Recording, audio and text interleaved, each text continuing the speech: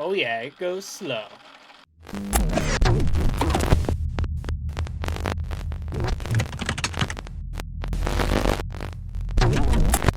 What is going on, everybody? Welcome back to the channel. Hope everyone is doing well. Today's video, we're going to be taking a look at my Redcat Gen8. I recently just upgraded it to the Hobbywing Axe version 2, and in this video, we're going to find out if it is going to work in this rig. Alright, so the reason that we're doing this is the version 2 of the motor. Now, if you follow the channel, you know I had version 1. This is the Axe edition, so it comes with a Hobbywing Axe system, and it comes with a 540. I tried to upgrade to their 550 can. The problem is it sits right up against the servo, and it interferes with the servo, and you cannot use the 550 can.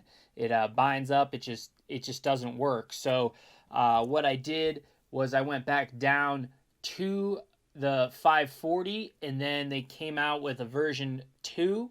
Everything looks exactly the same, except the sensor wire has changed, so now it's a little bit smaller because people were complaining about it being a little large. But let's pop the lid off and get a look at all of this installed in the truck.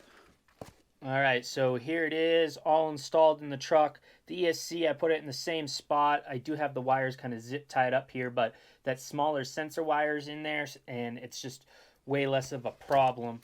And here is the motor. You can see here how close it sits to the servo.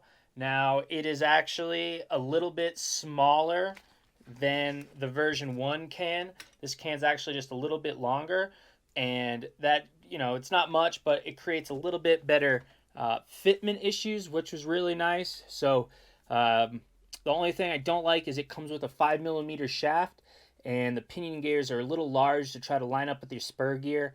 I'm running like a Traxxas one right now, 32 pitch on there, and it's working, but that's the only thing. I wish it just kind of used a smaller pinion shaft, so that way I could run all of the pinions I already have on here. But whatever, it is what it is. It cranks out some power. I guess they wanted a bigger shaft on there, but let's fire this thing up, and we'll see if it works. Okay, steering's good, and look at that. Oh yeah, so this seems like it's gonna have some serious power. I cannot wait to get it out. I haven't been able to get the truck out. We got some snow, but I've been building it along, and I was super excited when I saw this motor was out and it said it included shielding. So it is a 3300 kV 550 can. So this truck is heavy. Now I got the power. They included that shielding, so yes, it will work. Everything is the same pretty much. It did come with a fan. I took it off. I didn't really think it was needed. And they do have, for upgrades, the servo BEC. The BEC inside the ESC, rather, can put out more for your servo. You can go 7.4 volts, but I guess it's just got a little bit more juice. So having that little bit of extra juice on the servo is never a bad thing. Again, it's got all the Bluetooth capabilities and all of that, so you can just pull your phone out, you hook up to it. One thing that was not explained to me that I wish was, is for the app, there's a version 2 app. So I was trying to hook up the ESC with version 1 and it wasn't working. I was getting frustrated. Coming to find out, there's a new app. So if you pick one of these up to use in this, when you go to do the tuning, you're going to use the other app. Now, I tried to do the motor pairing, and I don't know if they got away with that, but to do that, you hold the set button down, and it will pair, and it didn't seem like it did that. It just was working right away, and I set all my parameters, and everything seemed okay. I do have a XT90 that I soldered on, but they are now shipping these with XT60s. The Redcat did come with the Deans on it originally on the other ESC that it was included. So keep in mind, if you are getting that, if you're not running XT60s, you're going to have to do your soldering. So most likely you'll know how to do that because this motor does not come soldered to the ESC. So that is kind of, it's good for some people. Doesn't bother me. I solder. If you're new in the hobby and you're looking to do this upgrade, it'd probably be a good time to get an iron and learn. To solder these posts on is super simple. It's just 3 wires. You know, start with connectors, practice, I don't know. But if you are going to buy this system, you do have to solder your motor wires on. So just keep that in mind. But I can't really test on how the power is or how anything else really is, other than I can, you know, plug it in right here. I can show you it's got this really great,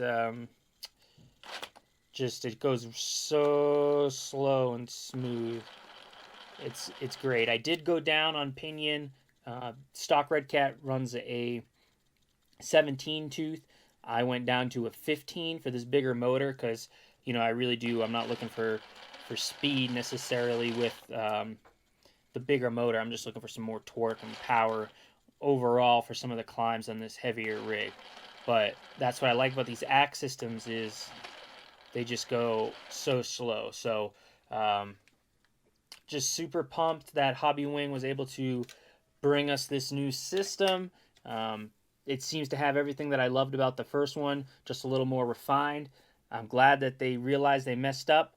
So because of that, I kind of have this useless motor. I did go ahead and try to run it in my TRX4 Bronco, but again, it's too close to the servo. So if you want to run the version 1, you need the transmission that is away from the servo or something where the motor's not near the servo. So if you can find a version 1 on a discount, definitely try to get it discount, but otherwise version 2 is the same price.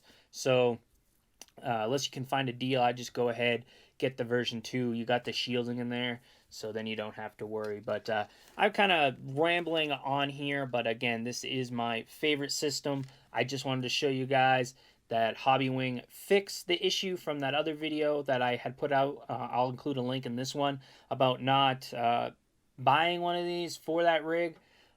Love the system. It's just the version 1 was not going to work in the truck, so I was just kind of trying to showcase that to people. But version 2 is good to go. Super happy with it. I can't wait to get out and do some testing, and I will report back. So yeah, that's where I'm going to leave it.